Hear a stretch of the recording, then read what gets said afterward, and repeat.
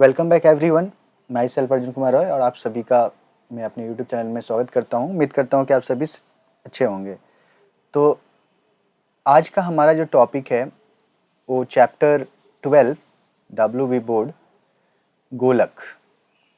ठीक है, तो गोलक को समझने से पहले यानी गोलक के चैप्टर को हम स्टार्ट करने से पहले हम लोग कुछ बेसिक फार्मूला को डिस्कस करेंगे ताकि हमें गोलक को जब हम लोग चैप्टर को सॉल्व कर रहे होंगे तो हमें किसी प्रकार की परेशानी ना हो। तो बेसिकली ये जस्ट एक इंट्रोडक्शन वीडियो रहेगा और बहुत शॉर्ट टर्म के लिए।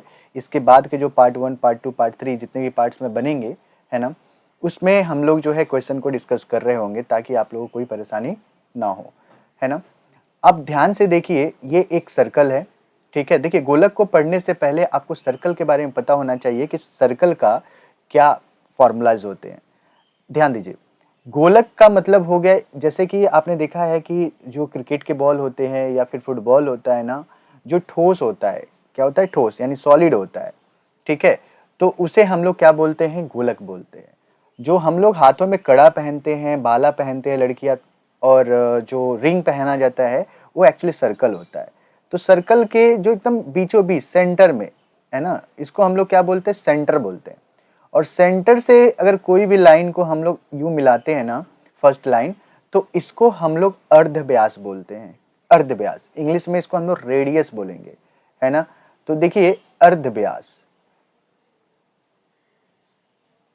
अर्धव्यास, अर्ध का मतलब क्या होता है, आधा, और व्यास का मतलब होता है डायमीटर, है ना, मैंने डायमीटर का आधा।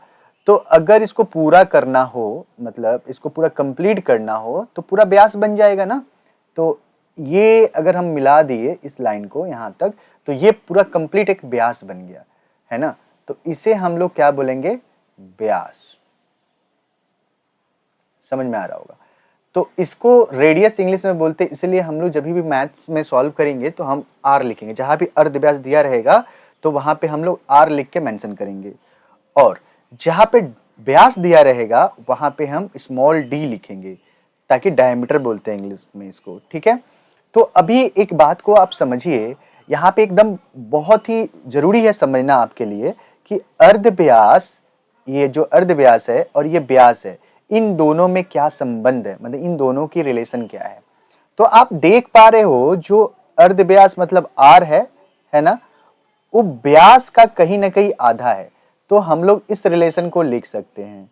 अगर मैं एग्जांपल के तौर पे आपको बताऊं कि समझिए कि कई बार आपको अर्धव्यास अगर 7 सेंटीमीटर दिया हो, centimetre is the unit of length, है ना, तो अगर आपको डायमीटर निकालने के लिए बोले तो आप देखो, यहां से अगर हम लोग क्रॉस में मल्टीप्लाई करते हैं, इस टू को यहाँ मल्टीप्लाई करते हैं, तो d इज इक्वल्स टू कितना हो जाता है, 2r हो जाता है।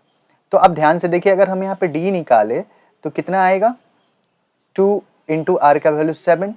इसका मतलब डायमीटर इक्वल टू कितना हो गया, 14 सेंटीमीटर, है ना। तो आप देख पा रहे हो कि ये जो डायमीटर है ना, ये डबल है कहीं ना कहीं अर्धव्यास का। तो एकदम सिंपल है, आप बेसिक कैलकुलेशन को भी यूज करके आप आराम से जो है इस चीज को बना सकते हो। ठीक है ना, जैसे कैसे, देखो मैं बताता हूं। सपोज कीजिए कि आपको डायमीटर अगर गिवन है 54 सेंटीमीटर, है ना, तो रेडियस कितना होगा, 54 का आधा यानी 27 सेंटीमीटर, मतलब 2 से डिवाइड कर देना है ना। एक तो ये सिनेरियो हुआ। दूसरा सिनेरियो क्या हो गया, सपोज कीजिए कि आर आपको दिया हुआ है 14 सेंटीमीटर, है ना। अगर डायमीटर पूछे तो आप इसका डबल कर लो, 28 सेंटीमीटर, है ना। तो एकदम सिंपल है, आर से डी में जाना और डी से आर में आना। ठीक है, और ये बहुत बार जब हम लोग चैप्टर को सॉल्व करेंगे तो बहुत बार इस चीज़ों को हमें देखना भी पड़ेगा, है ना। तो आइए अब हम लोग जो है ना डिस्कस करते हैं किसके बारे में, सर्कल के बारे में। सर्कल हिंदी में उसको वृत्त बोला जाता है। ठीक है, ध्यान से देखिए, ये हुआ हमारा सर्कल। ये सेंटर से लेके यहां तक के लाइन को अगर हम लोग ड्रॉ करते हैं तो इसे हम लोग अर्धव्यास यानी आर बोलते हैं। ठीक है, तो इसमें दो चीजें होती है। सबसे पहला चीज होता है परिधि, है ना, परिधि। देखिए परिधि का मतलब क्या होता है ना, पेरीमीटर, पेरीमीटर मतलब परिसीमा, है ना। लेकिन वृत्त के केस में, वृत्त के लिए हम लोग इसको परिधि बोलेंगे। क्यों बोलेंगे परिधि, वो बात को आप समझिए। देखो सेंटर से लेके मान लीजिए कि कोई जो है परिधि होता क्या है पहले वो समझ लो। मान लो कि कोई इंसान जो है यहाँ से चलना शुरू हुआ, चलते चलते चलते चलते चलते चलते ये सर्कुलर ट्रैक में, जैसे मान लीजिए हमारे आसपास मोहल्ले में जो मैदान होता है ना, तो चलते चलते चलते चलते चलते चलते वापस अगर यहाँ आ गया है ना, तो एक कंप्लीट जो है उसने रोटेशन किया है, तो इसी को हम लोग परिधि बोलते हैं। और इसको निकालने का जो फॉर्मूला होता है वो होता है 2πr।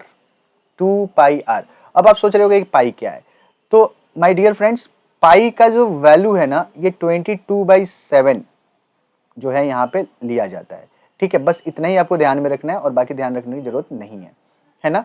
और इसको हम लोग इकाई बोलेंगे। इकाई, इकाई मतलब मान लो सेंटीमीटर हो तो सेंटीमीटर लिखेंगे, मीटर हो तो मीटर लिखेंगे, जो भी इकाई होगा वो हमें यहाँ पे लिख देना है।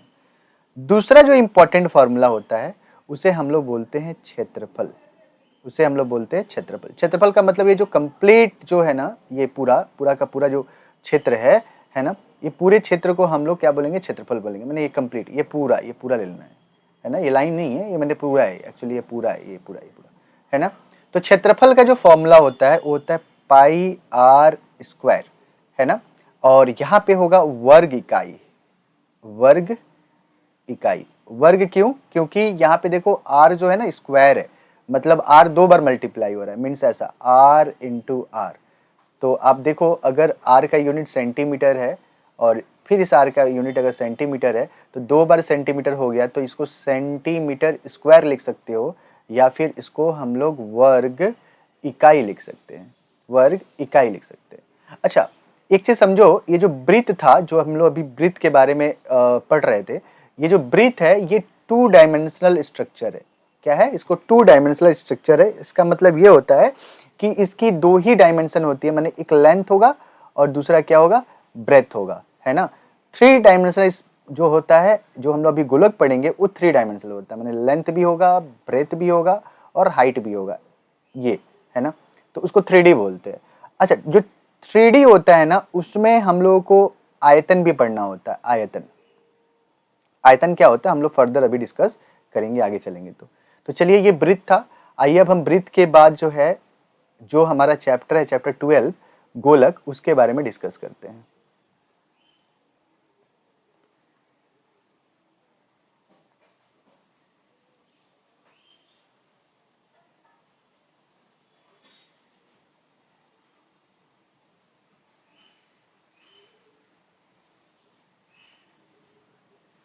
चलिए, तो गोलक के इनसाइड में क्या होता है ना, मतलब जो सर्कुलर ट्रैक होता है ना, तो इसमें गोलक में लगभग 4 सर्कल या 4 वृत्त जो है कंसिडर किया जाता है। तो इसमें जो तल की बात करें, है ना, देखो जब 3D पढ़ेंगे ना तो तल की बात होती है। तल, जैसे सपोज कीजिए कि अगर हम लोग क्यूबॉइड यानी वृत्ताकार की बात करें, देखिए ध्यान से, ये जब माचिस की डिब्बी होती है या हमारा मोबाइल फोन होता है, कुछ इस प्रकार से जो है, तो आप देखना मोबाइल के फोन या माचिस के डिब्बी में जो तल होती है ना, तल तल वो कितने तल होते हैं? तो 6 तल होते हैं, टोटल 6 तल होते हैं, है ना। तो देखो 6 तल में ना 2 बातें आती है। एक होता है पार्श्व तल का क्षेत्रफल, पार्श्व तल का क्षेत्रफल, या इसको यहाँ पे गोलक के केस में इसको वक्र तल बोलेंगे। वक्र तल का क्षेत्रफल। हाँ वीडियो थोड़ा लंबा हो रहा होगा, बट आप यकीन मानिए अगर इस वीडियो का आप अगर देख लेते हैं तो आपको क्या है ना कि पूरा गोलक के बारे में ना एक कंप्लीट बेसिक नॉलेज आपके पास आ जाएगा। तो अगर खुद से भी अगर मैथ्स के सम्स को अगर करोगे गोलक के चैप्टर से तो आपका हो पाएगा बस। और जो है 2 से 5 मिनट में ही खत्म हो जाएगा, तो प्लीज धैर्य बनाए रखिए। तो अब देखो यहाँ पे अगर गोलक के केस में तल की बात करोगे तो एक ही तल होता है। आप देखो कहीं से भी एक ही जैसा है ना। तो इसका संपूर्ण या वक्र तल बोलो या संपूर्ण तल बोलो, दोनों का मीनिंग सेम होगा। तो यहाँ पे हम पहला फॉर्मूला लिख रहे हैं, क्षेत्रफल ही लिख देते हैं बेसिकली, क्योंकि यहाँ पे तो कुछ ऐसा वक्र तल या संपूर्ण तल की बात नहीं है। तो क्षेत्रफल इसका होता है 4πr²। यहाँ लिख देंगे वर्ग इकाई, लिख देंगे वर्ग इकाई, पहला फॉर्मूला। दूसरा फॉर्मूला इसमें जो है इंपॉर्टेंट है वो है आयतन। आयतन, तो देखिए इसमें आयतन का जो फॉर्मूला होता है ये होता है 4/3 पाई आर क्यूब, और यहां पे होगा घन इकाई, घन इकाई है ना, क्योंकि यहाँ पे 3 डायमेंशन आ गया ना, तो घन मतलब क्यूब होता है, क्यूब एक्चुअली अगर हम लोग सेंटीमीटर में यूनिट हो तो सेंटीमीटर क्यूब, या फिर घन सेंटीमीटर लिख सकते हैं, है ना। खैर, तो ये हो गया हमारा क्या गोलक। अब गोलक के अलावा इसमें एक चीज और जरूरी है पढ़ना, जिसको हम लोग बोलते हैं अर्धगोलक। अर्ध गोलक, है ना। तो देखिए अर्धगोलक क्या होता है, ये हो गया यूं, ये हो गया अर्धगोलक। मतलब क्या कि एक कटोरी का शेप। तो इसमें दो बातें आपको ध्यान देना है कि पहला कि इसमें दो तल है, एक देखो ये वाली तल और एक ये वाली तल, तो दो तल है, तो इसका मतलब यहाँ वक्र तल का क्षेत्रफल अलग होने वाला है और संपूर्ण तल का क्षेत्रफल अलग होने वाला है। तो पहला जो है वक्र तल का क्षेत्रफल ये होगा, देखो संपूर्ण तल का क्षेत्रफल कितना था, ध्यान दीजिए पाई आर स्क्वायर था, तो वक्र तल मैंने इसका आधा हो गया, यानी 2 से डिवाइड कीजिए तो कितना आएगा 2 पाई आर स्क्वायर। ये हो गया हमारा वक्र तल का क्षेत्रफल। दूसरा है संपूर्ण तल का क्षेत्रफल। संपूर्ण माने जो भी तल यहाँ पे है उस सबका क्षेत्रफल को अगर हम लोग ले लेते हैं तब क्या फॉर्मूला होगा। तो यहां देखो एक तो वक्र तल का क्षेत्रफल आएगा ही आएगा, प्लस एक और तल बच रहा है ये वाला, तो इस तल का फॉर्मूला जैसे हमने वृत्त का पढ़ा था ना पाई आर स्क्वायर, तो ये हो जाएगा टोटल 3 पाई आर स्क्वायर। तो अगर जो है अर्धवृत्त का अगर संपूर्ण तल का क्षेत्रफल की बात करें तो आपको 3 पाई आर स्क्वायर लगाना है। थर्ड एंड लास्ट फॉर्मूला क्या है, आयतन। किसका आयतन, आयतन, आयतन किसका, तो हमारा अर्धगोलक का। देखो पूरे गोलक का आयतन था 4 पाई आर क्यूब, अर्धगोलक मैंने आधा कर दो, 2 से डिवाइड कर दो तो ये 2 कटेगा, यानी फॉर्मूला आएगा 2/3 पाई आर क्यूब, है ना। यूनिट क्या होगा, घन इकाई। तो बस यहीं तक था हमारा ये इंट्रोडक्शन वीडियो। अगले वीडियो में हम लोग मिलेंगे पार्ट 1 में, जहाँ पे हम क्वेश्चन नंबर 1 से लेकर के लगभग 4 या 5 क्वेश्चन करेंगे, धीरे धीरे ही करेंगे ताकि आपको चीज़ें समझ में आए। Thank you.